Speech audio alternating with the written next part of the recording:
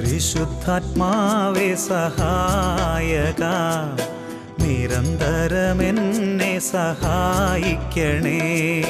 പരിശുദ്ധാത്മാവേ സഹായക, നിരന്തരമെന്നെ സഹായിക്കണേ.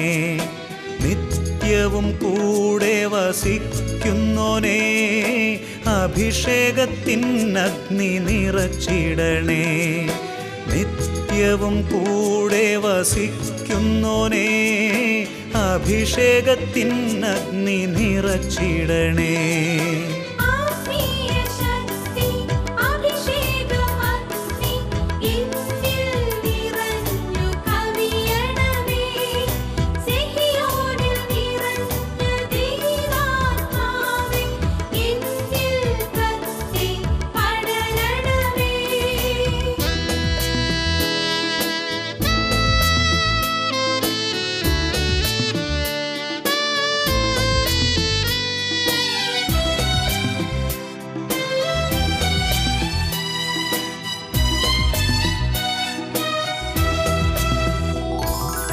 എന്നുള്ളിൽ നിറയുന്ന ദൈവിക ശക്തി ലൗകിക ശക്തിയെ തകർത്തിടുന്നു. എന്നുള്ളിൽ നിറയുന്ന ദൈവിക ശക്തി ലൗകിക ശക്തിയെ തകർത്തിടുന്നു. പാപനീതി ന്യായ ബോധ്യങ്ങൾ ഹൃത്തിൽ നിറച്ചെന്നെ അഭിഷേചിക്കൂ.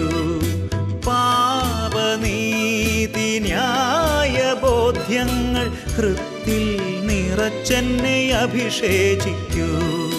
പരിശുദ്ധാത്മാവേ സഹായക, നിരന്തരമെന്നെ സഹായിക്കണേ.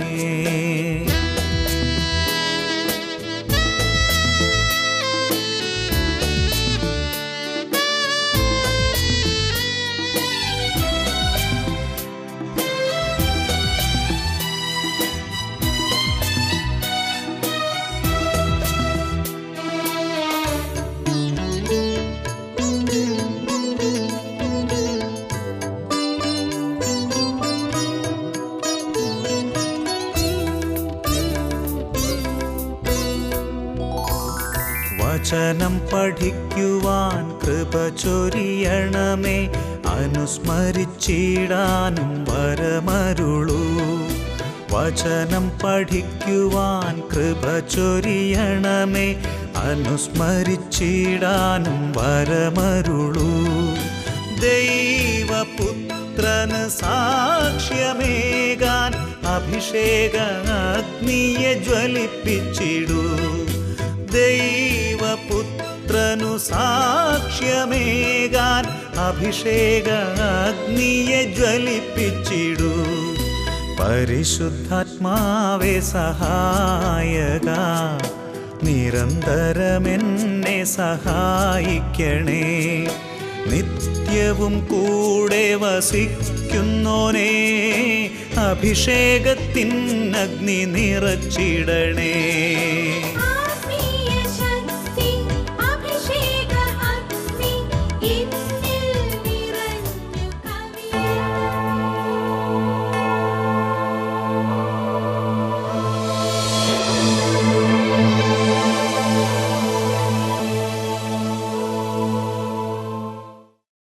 യേശുവേ സ്തോത്രം, യേശുവേ നന്ദി. അഭിഷേകാഗ്നിയുടെ ശ്രോതാക്കൾക്ക് കർത്താവായ യേശു ക്രിസ്തുവിൻ്റെ നാമത്തിൽ അഭിവാദനങ്ങൾ. ഇന്ന് നമ്മൾ ചിന്തിക്കുന്ന വിഷയം സുഭാഷിതങ്ങളുടെ പുസ്തകത്തിൽ 23-ാം അധ്യായം 17-18 വാക്യങ്ങൾ വചനം പഠിപ്പിക്കുന്നു. നിന്റെ ഹൃദയം പാപികളെ നോക്കി അസൂയപ്പെടരുത്. എപ്പോഴും ദൈവഭക്തിയിൽ ഉറച്ചു നിൽക്കുക. തീർച്ചയായും നിനക്കൊരു ഭാവിയുണ്ട്. നിന്റെ പ്രതീക്ഷയ്ക്ക് ഭംഗം നേരിടുകയില്ല. ദൈവം ഈ നിമിഷങ്ങളിൽ അത്ഭുതകരമായ ദൈവിക ദൂതുകൾ വെളിപ്പെടുത്താൻ നമുക്ക് ആഗ്രഹിക്കാം. ഒരു നിമിഷം നമുക്ക് പ്രാർത്ഥിക്കാം. ദൈവമേ, അവിടുത്തെ ജീവനേകുന്ന വചനങ്ങൾ, അവിടുത്തെ ആത്മാവും ജീവനുമായ വചനങ്ങൾ ഈ നിമിഷങ്ങളിൽ ഞങ്ങൾക്ക് ഏവർക്കും പകർന്നു നൽകണമേ. ജീവനേകും ദിവ്യവചനം സ്വീകരിച്ചിടുവാൻ ദൈവമേ ഹൃദയവയലുകളൊരുക്കേണമേ. സാദരം ഞങ്ങളിൽ അതു കേട്ടുവാ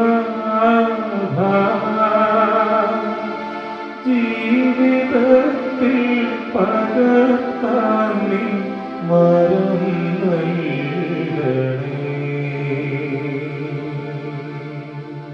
ഞങ്ങളുടെ നല്ല പിതാവേ, ഈ നിമിഷങ്ങൾ സ്വർഗീയ വിരുന്നിൻ്റെ നിമിഷങ്ങളാകട്ടെ. മജ്ജയും മേധസ്സും കൊടുന്ന പോലെ ഞങ്ങൾ സംതൃപ്തരാകുവാൻ ജീവനും ആത്മാവുമായ വചനങ്ങൾ കൊണ്ട് ഞങ്ങളെ നിറയ്ക്കണമേ. വചനം കേൾക്കാനുള്ള തടസ്സങ്ങൾ ഞങ്ങളുടെ ഹൃദയങ്ങളിൽ നിന്നും അവിടുന്ന് തന്നെ ദൂരെ അകറ്റണമേ. ഞങ്ങളുടെ ഹൃദയത്തെ തുറക്കണമേ, ആത്മാവിനെ തുറക്കണമേ, വചനത്താൽ നിറയ്ക്കണമേ. ഞങ്ങളെല്ലാവരും പ്രാർത്ഥിക്കുന്നു. ജീവനേകും ദിവ്യവചനം സ്വീകരിച്ചിടുവാൻ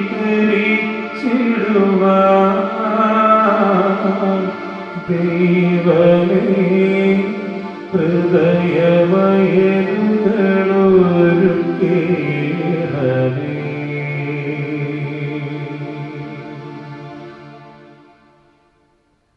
പ്രിയപ്പെട്ട ദൈവജനമേ, അനേകം വ്യക്തികളുടെ ഹൃദയങ്ങളിൽ ഇപ്രകാരം ഒരു ചിന്ത കുടികൊള്ളുകയാണ്. ഞങ്ങൾ ഇത്രയും കാലം പ്രാർത്ഥിച്ച് ദൈവത്തെ വിചാരിച്ച് നടന്നിട്ട് എന്ത് പ്രയോജനം? വഞ്ചിച്ചും തട്ടിപ്പ് കാണിച്ചും അക്രമം കാണിച്ച് നടക്കുന്നവർ അടിക്കടി ഉയർന്നു വരികയാണ്. ഇങ്ങനെ പ്രാർത്ഥിച്ച് നടന്നുകൊണ്ട് എന്താ കാര്യം?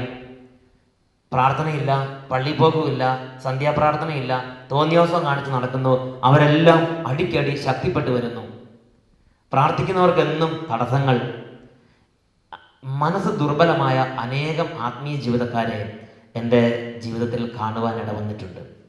അവരുടെ മനസ്സിൽ ദുഷ്ടാരൂപി നൽകിയിരിക്കുന്ന അതിപ്രധാനമായൊരു ചിന്ത ഇതാണ്: പാപത്തിൽ നടക്കുന്നവർ അടിക്കടി ശക്തി പ്രാപിക്കുന്നു. ദൈവവിചാരത്തോടും പ്രാർത്ഥനയോടും കൂടെ നടക്കുന്നവർക്കാകട്ടെ ഒരു ഉയർച്ചയില്ല. ഇങ്ങനെ ഭക്തിയിൽ നടന്നിട്ട് എന്താ കാര്യം? ഞങ്ങൾക്കും അതുപോലെ നടക്കണം.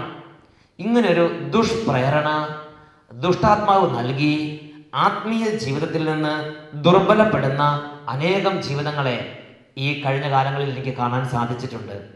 ആ ജീവിതങ്ങളെ ദൈവസന്നിധിയിൽ സമർപ്പിച്ച് പ്രാർത്ഥിച്ചപ്പോൾ ദൈവത്തിൻ്റെ പരിശുദ്ധാത്മാവ് സുഭാഷിതങ്ങളുടെ പുസ്തകത്തിൽ 23-ാം അധ്യായത്തിൽ 17 മുതലുള്ള വാക്യങ്ങളിലൂടെ വെളിപ്പെടുത്തി: എൻ്റെ മകനെ, നിന്റെ ഹൃദയം പാപികളെ നോക്കി അസൂയപ്പെടരുത്. എപ്പോഴും നീ ദൈവഭക്തിയിൽ ഉറച്ചു നിൽക്കണം. നിന്റെ പ്രതീക്ഷയ്ക്ക് ഭംഗം നേരിടുകയില്ല. തീർച്ചയായും നിനക്കൊരു ഭാവിയുണ്ട്. അനേകം ജീവിതങ്ങൾ നിങ്ങൾ പരിശോധിച്ച് നോക്കുക. പാപത്തിലും തിന്മയിലും മാത്സര്യത്തിലും അഹങ്കാരത്തിലും മത്ത് പൂണ്ട് നടന്നിരുന്നവർ ക്ഷണനേരം കൊണ്ട് അപ്രത്യക്ഷമായ ചരിത്രങ്ങൾ ലോകത്തിൽ ധാരാളമുണ്ട്. ദൈവഭക്തി ഉറച്ചു നിന്നവർക്കാകട്ടെ ദൈവം ശുഭമായ ഭാവി നൽകിയിട്ടുണ്ട്. പൂർവ്വപിതാവായ യാക്കോബിൻ്റെ കുടുംബത്തിലേക്ക് നമുക്കൊന്ന് കടന്നു ചെല്ലാം. യാക്കോബിനുണ്ടായ മക്കളിൽ ഏറ്റവും ശാലീനും ഏറ്റവും ദൈവത്തിന് മുമ്പിൽ വിനീതനുമായ ഒരു ദൈവപൈതലായിരുന്ന ജോസഫ്. അദ്ദേഹം പ്രാർത്ഥനയിൽ എന്നും ആശ്രയിക്കും. അദ്ദേഹം ദൈവത്തിൻ്റെ മാർഗത്തിൽ നടക്കാൻ എന്നും കീഴ്പ്പെട്ട് നിൽക്കും. ദൈവം അദ്ദേഹത്തെ അനുഗ്രഹിച്ചു. എന്നാൽ ദൈവഭക്തിയിൽ വേണ്ടത്ര പ്രാവീണ്യം നേടാത്ത ജോസഫിൻ്റെ സഹോദരന്മാർക്കാകട്ടെ ഈ ജോസഫ് എന്ന ഈ ദൈവപൈതലിനോട് വിരോധവും അമർഷവും ഈർഷ്യയും വൈരാഗ്യവും കുശുമ്പും എല്ലാ തരത്തിലുള്ള വിപരീത സ്വഭാവങ്ങളും അവനോടുണ്ടായി. അവനെ അവർ പീഡിപ്പിച്ചു.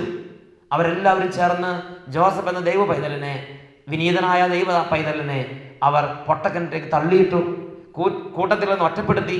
പലതരത്തിലുള്ള ദുർവാക്കുകൾ, ദുഷിച്ച വാക്കുകൾ അവനെ സംസാരിച്ച് അവനെ ഒരുപാട് മാനസികമായും ശാരീരികമായും ഉപദ്രവം ഏൽപ്പിച്ചു.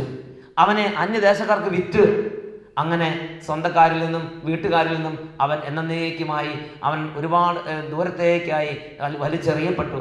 അന്യദേശങ്ങളിൽ അവൻ പരദേശിയെ പോലെ പാർത്ത് ഒരുപാട് അവൻ ദുസ്സഹമായ സാഹചര്യങ്ങളിലൂടെ കടന്നു പോകേണ്ടി വന്നു. പക്ഷേ അവനൊരു കാര്യം ബോധ്യമുണ്ടായിരുന്നു: ഞാൻ ദൈവത്തെ പ്രാർത്ഥിച്ച് നടക്കുന്ന ഒരു ദൈവപൈതലാണ്. ഞാൻ ദൈവഭക്തിയുള്ള ദൈവപൈതലാണ്. ദൈവഭക്തിയുള്ളവർക്ക് തീർച്ചയായും ഒരു ഭാവിയുണ്ട്. ദൈവഭക്തി ഇല്ലാത്ത പലരും അടിക്കടി ഉയർന്നത് പോലെ തോന്നിയേക്കാം. എന്നാൽ അവർക്കായിരിക്കില്ല എനിക്കായിരിക്കും അന്തിമമായ ഉയർച്ച. അദ്ദേഹത്തിനുള്ളിൽ ആത്മാവ് പ്രേരണ കൊടുത്ത് അദ്ദേഹം നിരാശ കൂടാതെ ഞെരുക്കത്തിന് നടുവിലും ദുസ്സഹമായ സാഹചര്യങ്ങളിലൂടെ കടന്നു പോകേണ്ടി വന്നപ്പോഴും ദൈവത്തെ തള്ളാതെ, ദൈവത്തിന് മുമ്പിൽ ഒരു ചെറിയ പാപം പോലും ചെയ്യാതെ അവൻ ആവേശത്തോടെ, ദൈവഭക്തിയിൽ ആവേശത്തോടെ അവൻ ജീവിച്ചു. പ്രാർത്ഥന മുടക്കിയില്ല, ദൈവാരാധന മുടക്കിയില്ല, ദൈവത്തോടുള്ള അടുപ്പം അവൻ ഉപേക്ഷിച്ച് കളഞ്ഞുമില്ല. അവന്റെ ജീവിതത്തിന്റെ ഞെരുക്കത്തിൽ അവൻ കർത്താവിനെ തള്ളിയില്ല. അവൻ അന്യദേശത്തായിരുന്നപ്പോഴും, തടവറയിൽ കടന്നപ്പോഴും, എല്ലാവരും ഉപേക്ഷിക്കപ്പെട്ടപ്പോഴും, ആരും ഇല്ലാതിരുന്നപ്പോഴും, മാതാപിതാക്കന്മാരോ സ്വന്തം ജനങ്ങളോ ബന്ധുക്കളോ സഹോദരങ്ങളോ ആരും ഇല്ലാതിരുന്നപ്പോൾ പോലും അവന്റെ ഞെരുക്കത്തിൽ, അവന്റെ കഷ്ടതയിൽ, അവന്റെ സങ്കടത്തിൽ, അവന്റെ കണ്ണുനീരിൽ അവൻ ദൈവഭക്തിയിൽ ഉറച്ചു നിന്നു. ദൈവഭക്തി വലിയൊരു ശക്തിയാണെന്ന് അവൻ ബോധ്യപ്പെട്ടിരുന്നു. അവൻ ദൈവഭക്തിയിൽ ഉറച്ചു നിന്നു. പ്രിയരെ, കർത്താവിന്റെ ആത്മാവ് അവന് വേണ്ടി വ്യാപരിച്ചുകൊണ്ടിരുന്നു. അവനെ കർത്താവ് ഉയർത്തി. ഈജിപ്തിൽ ഫറവോ കഴിഞ്ഞാൽ അടുത്തവൻ എന്ന വിധത്തിൽ അവൻ ഉന്നതമായ സ്ഥാനം നൽകി. അവന്റെ കുടുംബാംഗങ്ങളിൽ വെച്ച് അവൻ സമുന്നതനായി ഉയർത്തപ്പെട്ടു. ബാക്കിയുള്ള എല്ലാവരും വിസ്മരിക്കപ്പെട്ടപ്പോഴും, ഈ ജോസഫിന്റെ കൂടെ ഉണ്ടായിരുന്ന ബാക്കി 11 സഹോദരന്മാർ വിസ്മരിക്കപ്പെട്ടപ്പോഴും, ജോസഫിന്റെ പേര് ഇന്നും ഇന്നും എന്നേക്കും അനശ്വരമാക്കാൻ കർത്താവ് അവന്റെ കൂടെ നിന്നു. കാരണം അവൻ ദൈവഭക്തിയിൽ വേരുപാകിയ ഒരു ദൈവ പൈതലാണ്. Hallelujah, hallelujah. ദൈവത്തിന്റെ വചനം സുഭാഷിതങ്ങളുടെ പുസ്തകത്തിൽ ഇപ്രകാരം പഠിപ്പിക്കുന്നുണ്ട്. 13-ാം അധ്യായം 21-ാം വാക്യം: നീതിമാന്മാർക്ക് ഐശ്വര്യം പ്രതിഫലമായി ലഭിക്കും, എന്നാൽ പാപികളെ ദൗർഭാഗ്യം പിന്തുടരുന്നു. നിങ്ങൾ നോക്കുമ്പോൾ പാപികൾ അടിക്കടി ശക്തിപ്പെട്ടു വരുന്ന പോലെ തോന്നിയേക്കാം. അവർ പണത്തിന് മേൽ പണം കുന്നുകൂട്ടുന്നു നിങ്ങൾ തോന്നിയേക്കാം. അവർ മർക്കടമുഷ്യ സ്വഭാവത്തിൽ അടിക്കടി ശക്തി പ്രാപിക്കും തോന്നിയേക്കാം. അഹങ്കാരം കട്ടപിടിച്ച് ശക്തി പ്രാപിക്കും നിങ്ങൾ തോന്നിയേക്കാം. എന്നാൽ അവർ ഒരു നാൾ പുക പോലെ മാഞ്ഞു പോകും. പുക പോലെ അവർ മാഞ്ഞു പോകും. അവരുടെ ദൗർഭാഗ്യം പിന്തുടരുന്നു. അവർ പോകുന്നിടത്തൊക്കെയും അവരെ പിന്തുടരുന്നത് ദൈവത്തിന്റെ അനുഗ്രഹമല്ല, അവരുടെ കൂടെയുള്ളത് ദൈവത്തിന്റെ കരമല്ല. ദൈവത്തിന്റെ വചനം സുഭാഷിതങ്ങളുടെ പുസ്തകം 13:21 പഠിപ്പിക്കുകയാണ്: പാപികളെ ദൗർഭാഗ്യം പിന്തുടരുന്നു, എന്നാൽ ദൈവഭക്തിയുള്ള ഒരു മനുഷ്യന് ഐശ്വര്യം പ്രതിഫലമായി കർത്താവ് കൊടുക്കുന്നു. ഈ സംഭവത്തെ വ്യക്തമാക്കാൻ പഴയ നിയമത്തിൽ മക്ബായരുടെ 2-ാം പുസ്തകത്തിൽ ഒരു സംഭവമുണ്ട്. മക്ബായരുടെ 2-ാം പുസ്തകത്തിൽ 9-ാം അധ്യായം മുഴുവനും അതിന്റെ ചരിത്രമാണ് രേഖപ്പെടുത്തപ്പെട്ടിരിക്കുന്നത്. BC 175 കാലഘട്ടം. വളരെ അഹങ്കാരിയായ അന്തിയോക്കസ് രാജാവ് ദൈവജനത്തെ പീഡിപ്പിച്ചും ദൈവജനത്തെ മർദ്ദിച്ചും ദൈവജനത്തെ നിഷ്കരണം ഇല്ലായ്മ ചെയ്തും അങ്ങനെ വളരെ അഹങ്കാരമത്തനായി വ്യാപരിക്കുകയാണ്. കർത്താവിന്റെ ദാസന്മാരും ദാസിമാരും വളരെ പ്രയാസപ്പെട്ട് ദൈവഭക്തി ഉറച്ചു നിൽക്കാൻ വളരെ പ്രയാസപ്പെട്ടു. എന്നാൽ അന്തിയോക്കസ് രാജാവാകട്ടെ അവന്റെ അഹങ്കാരം ഓരോ ദിനം കഴിയുന്തോറും മൂർച്ഛിച്ച് വന്നുകൊണ്ടിരുന്നു. വിഗ്രഹാരാധനയ്ക്കും നിഷിദ്ധ മാംസം ഭക്ഷിക്കുന്നതിനും ദൈവജനത്തെ അവൻ നിർബന്ധിച്ചു കൊണ്ടിരുന്നു. ദൈവത്തെ ആരാധിക്കുന്നവരെ അവൻ പുല്ലുവില കൽപ്പിച്ച് പീഡിപ്പിച്ചുകൊണ്ടിരുന്നു. അവന്റെ അഹങ്കാര തളലാൽ അവൻ ദേശത്തെങ്ങും അവന്റെ അഹങ്കാരത്തിന്റെ തിന്മ നിറച്ചു വെച്ച്, പ്രിയപ്പെട്ട സഹോദരങ്ങളെ, അവൻ വിചാരിച്ചു, എനിക്ക് മുകളിൽ ആരുമില്ല, എനിക്ക് മുകളിൽ ഞാൻ മാത്രം, എനിക്ക് മുകളിൽ വേറെ ആരുമില്ല, ഞാൻ ദൈവത്തെ പോലെ. അവൻ സകല തരത്തിലും ദൈവവിശ്വാസത്തിലിരുന്നവരെയും ദൈവഭക്തിയിരുന്നവരെയും ദുഷിച്ച് പരിഹസിച്ച് പീഡിപ്പിച്ച് ചവിട്ടിമെതിച്ച് അവന്റെ ജീവിതത്തിൽ വിശുദ്ധ ലിഖിതം പ്രഖ്യാപിക്കുന്നത് പോലെ ദൗർഭാഗ്യം അവനെ പിന്തുടർന്നുകൊണ്ടേയിരുന്നു. ദൈവമാർഗത്തിൽ വ്യാപരിച്ചിരുന്നവർ ഈ അഹങ്കാരം അത്തന്റെ പീഡനമേറ്റും ദുഷിവാക്കുകൾ കേട്ടും ഒരുപാട് വിപരീത വാക്കുകൾ കേട്ടും മനം തകർന്നെങ്കിലും അവർ കർത്താവിന്റെ വചനങ്ങളിൽ വിശ്വാസം അർപ്പിച്ച് ദൈവഭക്തിയിൽ ഉറച്ചു നിന്ന് അവർ പറഞ്ഞു, ഞങ്ങളുടെ കർത്താവിനുള്ള ഭക്തി ഞങ്ങൾ ഉപേക്ഷിക്കുകയില്ല, മരിക്കേണ്ടി വന്നാലും ഞങ്ങളുടെ കർത്താവിനുള്ള ഭക്തി ഞങ്ങൾ ഉപേക്ഷിക്കുകയില്ല. ഒരുപാട് ആളുകൾ ആത്മാർപ്പണം ചെയ്ത് ഭക്തിയിൽ ഉറച്ചു നിന്നു. മറ്റൊരുപാട് ആളുകൾ ആയുധമേന്തി അവനെതിരെ പോരാടി. അന്തിയോക്കസ് രാജാവാകട്ടെ പേർഷ്യക്കാരുള്ള യുദ്ധത്തിൽ തോറ്റ് അവൻ ആ ഒരു തോൽവിയിൽ നിന്നുണ്ടായ വേദന കൂടെ ഈ യഹൂദരോട് തീർക്കാൻ വേണ്ടി വളരെ അഹങ്കാരമത്തനായി അവൻ ക്രൗര്യം കൊണ്ട് യഹൂദരുടെ നേരെ, ജെറുസലേമിന് നേരെ രഥം തിരിച്ചുവിട്ടു. അവൻ രഥം നയിച്ചിരുന്ന സാരഥിയോട് പറഞ്ഞു, ജെറുസലേമിൽ എത്തുന്നത് വരെ നിർത്താതെ രഥം ഓടിക്കുക. അതിവേഗം ജെറുസലേമിൽ ലക്ഷ്യമാക്കി അവൻ പായുകയാണ്. പ്രിയപ്പെട്ട സഹോദരങ്ങളെ, ഈ നിമിഷങ്ങളിൽ കർത്താവിന്റെ കരം അവനെതിരെ ഇടപെട്ടു. അദൃശ്യവും ദുസ്സമവുമായ അപരിഹാര്യമായ ഒരു ഉദരവേദന അവന്റെ ഉദരത്തെ പിടികൂടി. സഹിക്കാൻ പറ്റാത്ത വേദന കൊണ്ട് അവൻ പിളഞ്ഞു. അത് അവന് യുക്തവുമായിരുന്നു. കാരണം അവൻ അനേകരുടെ ഉദരങ്ങളെ പിളർന്നവനാണ്. അനേകരുടെ ഉദരങ്ങൾക്ക് ചവിട്ടുകയും അനേകരുടെ ഉദരങ്ങളെ വാളുകൊണ്ട് കുത്തിപ്പിളരുകയും ചെയ്ത അവൻ്റെ ഉദരത്തിൽ തന്നെ ദുശ്ശമവും അസഹ്യവുമായ ഒരു വേദന പിടികൂടി കഠിന വേദനയാൽ അവൻ പൊളഞ്ഞു. അപ്പോഴും അവൻ എളിമപ്പെട്ടില്ല. അവൻ ദൈവഭക്തർക്കെതിരെ ആക്രോശം കൊണ്ട് അവൻ വീണ്ടും കൽപ്പിച്ചു, അല്പം കൂടെ രഥത്തിന് വേഗം കൂട്ടുക. അങ്ങനെ സാരഥിയെ അവൻ നിർബന്ധിച്ച്, അങ്ങനെ രഥം ഓടിച്ചിരുന്ന സാരഥി അതിവേഗത്തിൽ ജെറൂസലേമിന് നേരെ അവൻ രഥം പായിച്ചു. ഈ അഹങ്കാരിയായ രാജാവ് പറഞ്ഞു, ഇന്ന് ജെറൂസലേമിനെ ഞാൻ ശ്മശാന ഭൂമിയാക്കും. ജെറൂസലേം ഇന്ന് ഇസ്രായേൽക്കാരുടെ ശ്മശാന ഭൂമിയായി മാറുമെന്ന് പറഞ്ഞ് അവർ ആക്രോശത്തോടെ വീണ്ടും വീണ്ടും രഥത്തിന്റെ വേഗം കൂട്ടാൻ കൽപ്പിച്ചുകൊണ്ടിരുന്നു.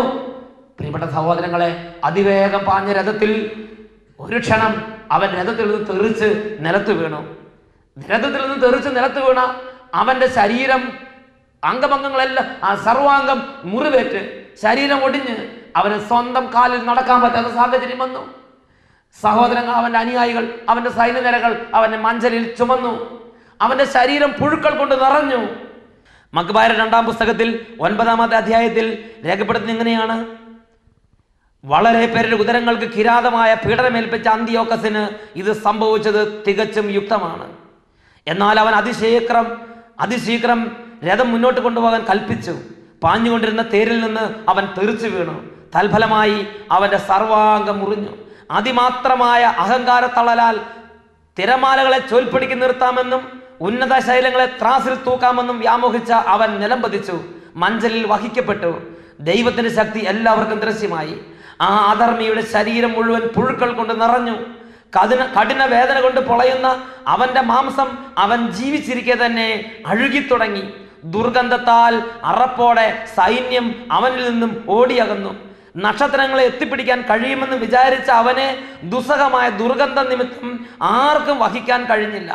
അങ്ങനെ സ്വന്തം ദുർഗന്ധം സഹിക്കാൻ വയ്യാതെ അവന്റെ മനസ്സ് ഇടിഞ്ഞു പോയി. അവന്റെ അഹങ്കാരത്തിന്റെ കൊമ്പൊടിഞ്ഞു. അവൻ എളിമപ്പെട്ട് പറഞ്ഞു, ദൈവത്തിൻ്റെ കരത്തിന് കീഴ്പ്പെടുക യുക്തം തന്നെ.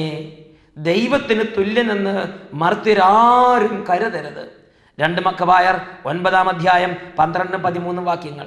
സ്വന്തം ദുർഗന്ധം സഹിക്ക വയ്യാതായപ്പോൾ അവൻ പറഞ്ഞു, ദൈവത്തിന് കീഴ്പ്പെടുക യുക്തം തന്നെ. ദൈവത്തിന് തുല്യനെന്ന് മർത്യരാരും ചിന്തിക്കരുത്. അവന്റെ അഹങ്കാരത്തിന്റെ കൊമ്പൊടിഞ്ഞ് തകർന്ന് അടിഞ്ഞു പോയി. അവൻ സ്വന്തം ദുർഗന്ധം സഹിക്കാൻ പറ്റാതെ അളിഞ്ഞ ശരീരവുമായി, ജീവിച്ചിരിക്കെ തന്നെ അഴുകി പോയിക്കൊണ്ടിരിക്കുന്ന ശരീരവുമായി അവൻ അവിടെ കടന്നു.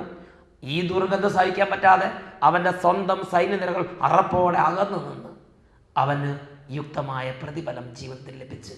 പ്രിയപ്പെട്ട സഹോദരങ്ങളെ, അഹങ്കാരം അത്തോടെ പാഞ്ഞ് ദൈവഭക്തിയെ പുല്ലുവില കൽപ്പിച്ച ഈ ദൈവ പൈതലുടെ ജീവിതത്തിൽ സകലർക്കും കാണാത്തക്ക വിധം അവൻ്റെ അഹങ്കാരത്തിൻ്റെ പ്രത്യാഘാതം അവൻ്റെ മേൽ തന്നെ വന്ന് നിബന്ധിച്ച് ദൈവത്തിൻ്റെ വചനം പഠിപ്പിക്കുകയാണ്. ദൈവത്തിൻ്റെ വചനം സുഭാഷിതങ്ങളുടെ പുസ്തകത്തിൽ പഠിപ്പിച്ചത് നമ്മൾ ശ്രദ്ധിച്ചു. വചനം പഠിപ്പിക്കുകയാണ്, പാപികളെ ദൗർഭാഗ്യം പിന്തുടരുന്നു. പാപികളെ ദൗർഭാഗ്യം പിന്തുടരുന്നു. എൻ്റെ പ്രിയപ്പെട്ട ദൈവജനമേ, പാപികളുടെ ഉയർച്ചയിൽ നിങ്ങൾ അസൂയപ്പെടരുത്. ദൈവഭക്തിയിൽ തന്നെ നീ ഉറച്ചു നിൽക്കണം. നിനക്ക് ചുറ്റും ഒരുപാട് ആളുകൾ കുൽസിത മാർഗത്തിലൂടെ ഉയരുമ്പോൾ, നിനക്ക് ചുറ്റും പാപത്തിലും അഹങ്കാരത്തിലും അന്ധകാരത്തിലും തിന്മയിലും കട്ട പിടിച്ചവർ യാതൊരു കൂസലും കൂടാതെ നടക്കുമ്പോൾ, നിന്റെ ജീവിതത്തിൽ ചെറിയൊരു ഞെരുക്കം ഉണ്ടാകുന്ന സമയത്ത്, നിന്റെ ജീവിതത്തിൽ ചെറിയൊരു പ്രയാസം ഉണ്ടാകുമ്പോൾ നിന്റെ ഹൃദയം ദുർബലപ്പെടരുത്. നീ പാപികളെ നോക്കി അസൂയപ്പെടരുത്. അവരുടെ മാർഗത്തിൽ നടക്കാൻ നീ ഇച്ഛിക്കുകയും അരുത്.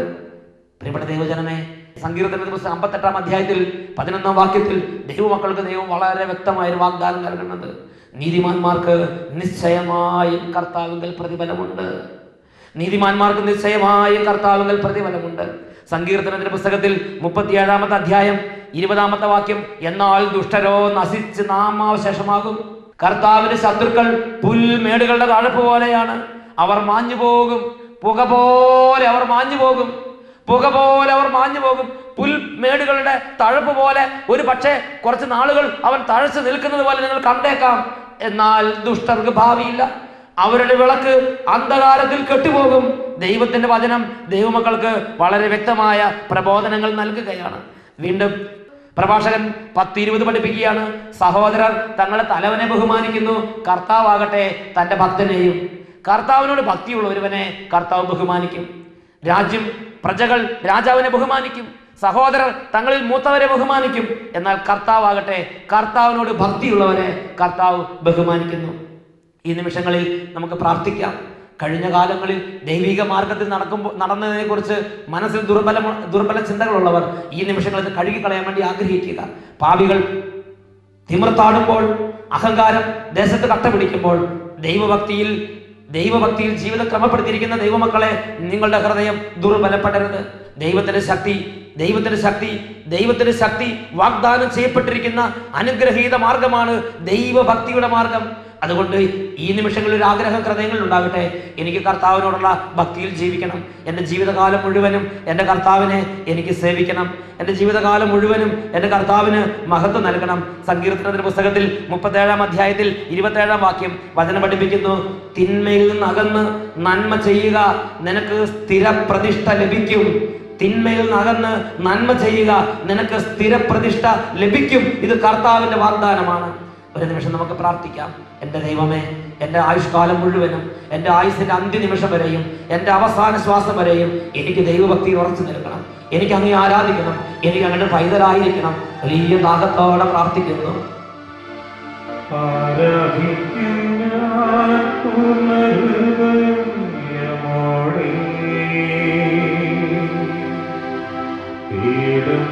മുഖം ജീവകാലമല്ല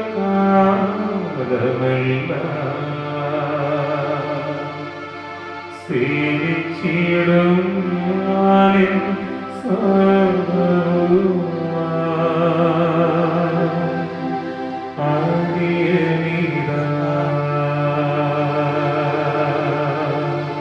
എല്ലാവരും പ്രാർത്ഥിക്കുന്നു.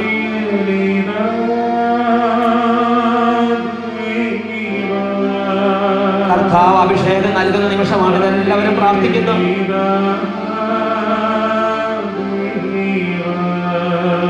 സമർപ്പിക്കുന്ന പിതാവേ,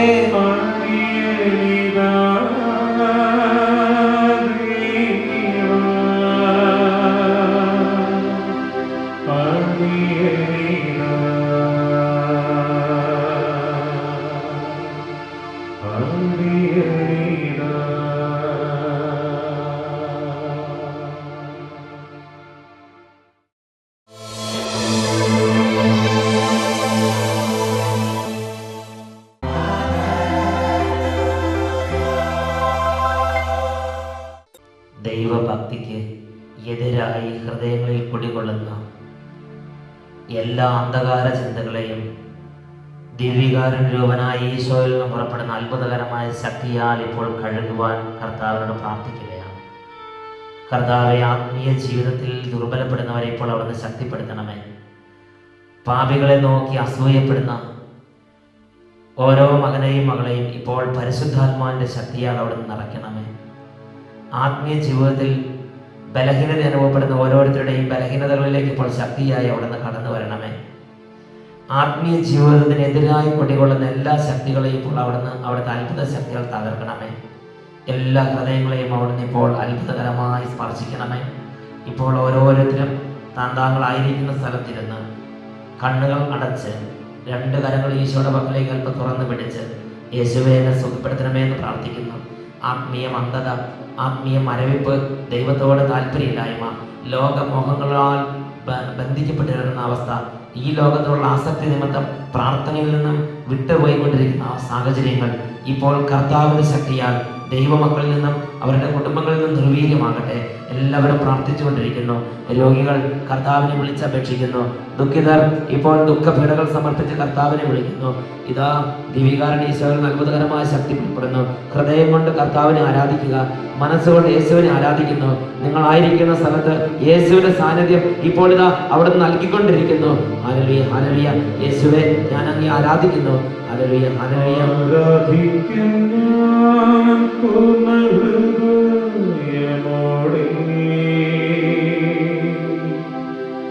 തേടും മുഖം ജീവകാലമല്ല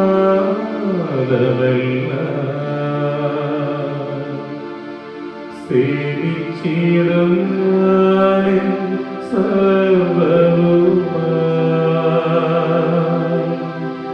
അടിയനിതാ